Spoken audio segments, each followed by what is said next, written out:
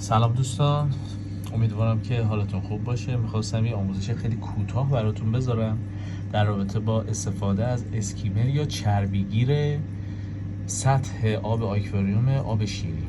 خب همینطور که تو تصویر می‌بینید روی آب یه سری چیزایی هست، حالا کاری نداریم چه چیزی، خب ولی خب اینا زائده، نباید باشه، باید کاملا شفاف باشه. خب حالا ما میخوایم از اسکیمر استفاده کنیم تا شما متوجه بشی که دقیقاً اسکیمر چه کاری انجام میده. الان من این قسمت مکنده بالاشو برداشتم که اینو شما ببینید که روی آب چربی جمع میشه و خیلی چیزهای دیگه، حتی آشغال، حتی برگ گیاه.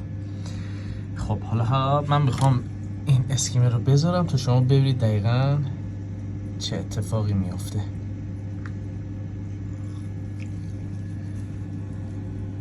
خب همینطور که میبینید همه رو داره جذب خودش میکنه.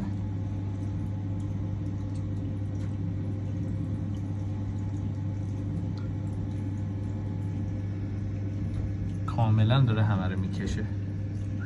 فکر میکنم ظرف حدود 5 دقیقه یا 10 دقیقه دیگه کاملا سطح آب عاری از هر گونه برگ، حباب یا چربی یا هر چیز دیگه ای باشه. خب موفق باشید، امیدوارم که براتون آموزنده باشه. خیلی ممنون که تماشا کردید. اینم پایان کار.